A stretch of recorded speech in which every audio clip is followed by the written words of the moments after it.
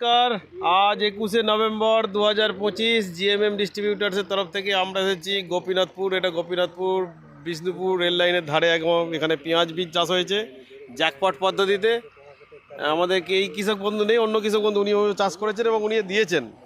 তো আমরা বীজ তুললাম। বীজের যে শিকড়, বীজের বয়স কতটা, বীজের শিকড় আপনারা দেখতেই পাচ্ছেন।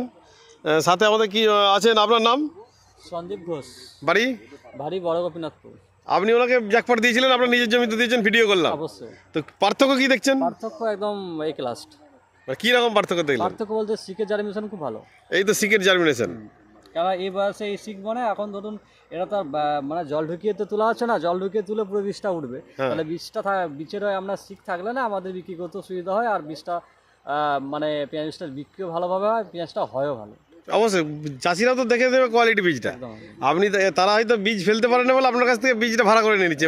বলা করে যেমন বীজ নিজেরাই বীজতলা বানায়, নিজেরাই পেঁয়াজ রোপণ করে, আর আপনারা বীজ বানিয়ে দেন, দিয়ে পেঁয়াজ চাষিদের বীজটা বিক্রি করেন। হ্যাঁ, বীজটা আপনারা কাঁচা বীজ কিনে নেন, মানে বীজটা কিনে নেন আমরা। হ্যাঁ হ্যাঁ হ্যাঁ। তো আপনি যে পার্থক্য দেখছেন, জ্যাকপটে কি পার্থক্য বোঝা যাচ্ছে? অবশ্যই জ্যাকপটে দারুণ পার্থক্য বোঝা যাচ্ছে। গাছের স্ট্রেংথ কিরকম? অবশ্যই খুব ভালো, এর থেকে আগের তুলনা থেকে অনেকটাই ভালো। অনেকটাই ভালো, অনেকটাই ভালো। এবং পাশাপাশি জমিতে দেখলাম অনেক গাছে ফিরফিরে হয়ে গেছে, মানে সেই লেভেলটাই নেই। এই লেভেলটাই তো অসাধারণ বীজতলা। কেউ দেখে বলবে নাকি এটা বীজতলা বলে? মনে হচ্ছে যেন এমনি ঘাস জমি মনে হচ্ছে, তাই না? এবং কালারটা কি, বীজের কালারটাই অসাধারণ। অসাধারণ বীজের কালার আমি দেখতে পাচ্ছি। পেঁয়াজ চাষ হোক ভালো করে, পেঁয়াজ চাষ আমাদের বলাগড়ে সব থেকে বেশি, কালনা বলাগড়।